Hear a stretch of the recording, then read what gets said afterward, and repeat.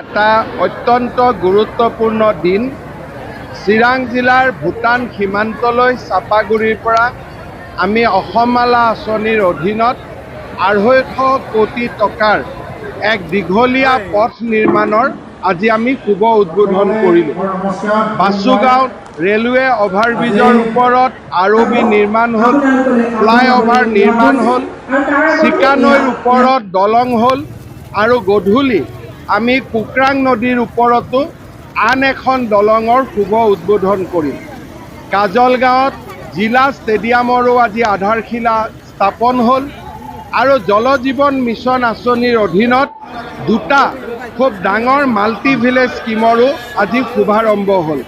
চিৰাং জিলাৰ বিকাশ আৰু প্ৰগতিৰ দিশত আজি এটা গুৰুত্বপূৰ্ণ দিন।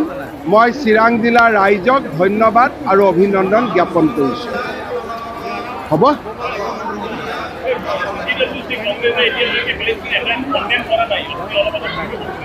মই টুইটত মোৰ কথাটো লিখিছোঁৱে। I have seen the CWC resolution. CWC Congress Working Committee is complete silent on the barbaric attack launched by Hamas on the innocent civilian of Israel. CWC or Congress Working Committee did not condemn Hamas. They rather try to divert the attention towards a Palestinian state. India is a sufferer of terrorism. India has suffered a lot for terrorism. So Congress party should have outrightly condemned the terrorist adventure or terrorist activities of Hamas. By not doing that, Congress has clearly demonstrated the fact that they are not against terrorism, they are always for appeasement.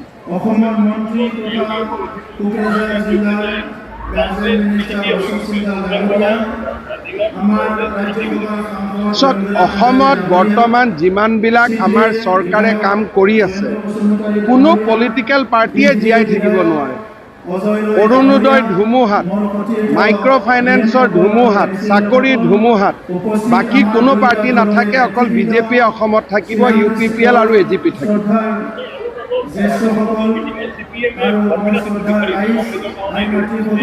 য'ত যোনে উঠে উঠি থাকিব, আমাৰ কি আছে? গ'লকি পোষ্টততো goalkeeper নায়ে, গ'ল দি থাকে। 11টালৈকে আমি গ'ল দিমেই।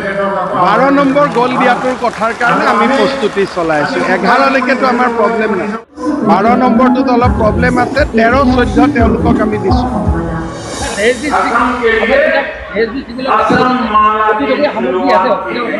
এই হস্পিটেলখনৰ পৰিৱেশটো বৰ ভাল নহয়, মই জানো। আমিও চিন্তিত, কেনেকৈ কি কৰিব পাৰি ময়ো চিন্তা কৰি আছোঁ অলপ। বহুত হস্পিটেল মানে বহুত ভাল ভাল ইকুইপমেণ্ট আছে, ইয়াৰ ভাল ব্যৱহাৰ নাই। মই চাই লওঁ এবাৰ। अभी तो अच्छा है। चुनाव का मैं तो जाके आया, मैं राजस्थान, छत्तीसगढ़ और मध्य प्रदेश जाके आया, उसको तो अच्छा लगा। ठीक है। BTC অঞ্চলৰ আৰু চিৰাং জিলাৰ কাৰণে এটা বিশেষ দিন, স্পেচিয়েল ডে আমি ক'ব লাগে। কাৰণ ইয়াৰ কেইবাটাও প্ৰজেক্ট আমাৰ অসমৰ মুখ্যমন্ত্ৰী কেইটামান প্ৰজেক্ট তেখেতে ফাউণ্ডেশ্যন লে কৰিব আৰু কেইটামান প্ৰজেক্ট তেখেতে ৰাইজক মুকলি কৰি দিব। তো এটা ডাঙৰ এটা দিন হয় আৰু ইয়াত আহি পেলাই তেখেতে ৰাজহুৱা এটা অনুষ্ঠান ইয়াত তেখেতে ভাষণ দিব আৰু BTC অঞ্চলৰ উন্নয়নৰ কাৰণে কি কৰিব বিচাৰিছে, এতিয়া কি কৰি আছে, গোটেই অসমৰ কাৰণে অসম চৰকাৰে কি কৰিব বিচাৰিছে, কি কৰি আছে, আগন্তুক দিনবোৰ কি প্লেনিং আছে, গোটেই কথাটো তেখেতে আমাৰ চিৰাংবাসী ৰাইজক তেখেতক ঘোষণা কৰি দিব। তো আমাৰ কাৰণে খুব ভাল কথা হ'ল বাছুগাঁও যিটো আমাৰ লাইনৰ ওপৰত যিটো অভাৰব্ৰিজ ৰাইজৰ তেখেতে আজি মুকলি কৰি দিব। আৰু এইখন যিটো ফিল্ড, এই ফিল্ডৰ ইণ্টিগ্ৰেটেড ষ্টেডিয়াম তেখেতে আজি ফাউণ্ডেশ্যন ষ্টোন লে কৰিব। ইয়াৰ উপৰিও আমাৰ যিটো চাপাগুৰিৰ পৰা ভূটানলৈকে যোৱা, যিটো মালিকীতালৈকে যিটো যোৱা আপ টু দাঁতবাৰী লিখি যাব আসাম মালাৰ যিটো প্ৰজেক্ট আছে, সেইটো আধাৰশিলা তেখেতে আজি লে কৰিব। তো বিজনেটো কুকুমত তেখেতে এটা প্ৰজেক্ট মুকলি কৰিব। তো আজিৰ আমাৰ চিৰাঙৰ কাৰণে খুব এটা বিশেষ দিন, সেইকাৰণে কৈছোঁ। আৰু অনাগত দিনত চিৰাঙৰ কাৰণে কি কৰিব নিশ্চয় তেখেতে ৰাইজৰ আগত তেখেতে দাঙি ধৰিব। সেইকাৰণে স্পেচিয়েল ডে আমি ক'ব বিচাৰিছোঁ। আৰু এই মুহূৰ্তত আমি চিৰাংবাসী ৰাইজৰ হৈ ডক্টৰ হিমন্ত বিশ্ব শৰ্মা ডাঙৰে মই ধন্যবাদ জনাইছোঁ আৰু আমি আশাবাদী চিৰাংবাসী ৰাইজে আশাবাদী সেইকাৰণে ৰাইজে তেখেতক সঁহাৰি জনাই আজি স্বতঃস্ফূৰ্তভাৱে ইয়াত হাজাৰ হাজাৰ মানুহ ইয়াত উপস্থিত হ'ব আৰু গোটেই যিটো প্ৰক্ৰিয়া সম্পূৰ্ণ হৈ উঠিলে আৰু সময়মতে আমাৰ যিটো ৰাজহুৱা যিটো সভা সেইটো অনুষ্ঠিত হ'ব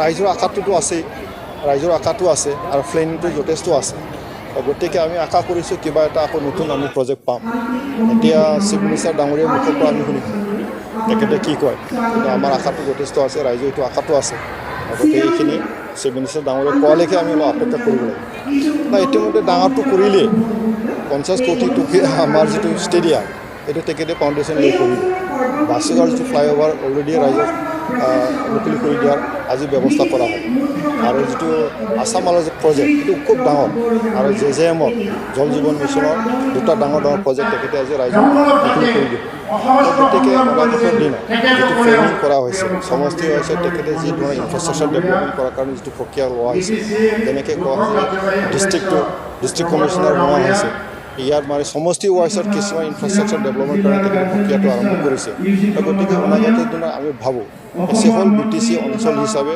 তেখেতৰ যিটো দৃষ্টিভংগী যথেষ্ট সলনি হৈছে আৰু 25 লক্ষ জনসাধাৰণক একেলগে অসমৰ বিভিন্ন ঠাইৰ লগত একেলগে উন্নতি কৰিবৰ কাৰণে তেখেতে প্লেনিং কৰি আছে গতিকে আশাবাদী আমি অনাগত দিনত তেখেতৰ নেতৃত্বত BTC-বাসী যথেষ্ট উন্নতি ভুল বুজিব নালাগে ৰাইজে ভুল বুজিব নালাগে BTC হ'ল ইয়াত মিত্ৰ দলৰ এটা চৰকাৰ চলাই আছে প্ৰমোদ বড়ো ডাঙৰীয়াৰ নেতৃত্বত ইয়াত বিজেপিৰো ই.এম আছে PPLৰো ই.এম আছে অসম চৰকাৰটো মিত্ৰ দলৰ চৰকাৰটো চলাই আছে তো গতিকে ইয়াত মানে তলৰ লেভেলত কিবা এটা ব্যৱধান আছে বুলি আমি নাভাবোঁ আমি যথেষ্ট একেলগে আমি কাম কৰি আছোঁ সেইটো কেতিয়াও নহ'ব আমাৰ আজি এই প্ৰগ্ৰামৰ জৰিয়তে একবদ্ধভাৱে আগন্তুক লোকসভা নিৰ্বাচন আমি কৰিব পাৰিম সেইটো লক্ষ্য কৰি পেলাই আমি একেলগে কাম কৰিম তো ইয়াৰ কোনো আমাৰ কি কয় এইটো বিজেপি আৰু PPLৰ মাজত তৃণমূল পৰ্যায়ত কিবা ব্যৱধান আছে সেইটো কথাটো নহয় এইটো আমি ভাবিব নালাগে তেনেকৈ আমি বুজাবুজিও নাই আমাৰ ইণ্ডিয়াৰ যিটো চিন্তা একেবাৰে স্পষ্ট নৰেন্দ্ৰ মোদী ডাঙৰীয়াক আগন্তুক লোকসভা নিৰ্বাচনত তেখেতৰ নেতৃত্বত নিৰ্বাচন অৱতীৰ্ণ হ'ব আৰু নৰেন্দ্ৰ মোদী ডাঙৰীয়া আকৌ তৃতীয়বাৰৰ কাৰণে প্ৰধানমন্ত্ৰী হ'বলৈ গৈ আছে সেইটো হ'ল আমাৰ টাৰ্গেট তো অসমৰ আমাৰ এছাইনমেণ্ট আছে 14টা সমষ্টি আমি দখল কৰিব লাগিব তো ইয়াৰ AGP UPPL BJP নেতৃত্বত অসমৰ চিফ মিনিষ্টাৰ ডাঙৰীয়াৰ নেতৃত্বত অসমৰ BJP নেতৃত্বত আমি অসমৰ 14টা যিটো সমষ্টি আছে লোকসভা 17টা দখল কৰাৰ আমাৰ উদ্দেশ্য আছে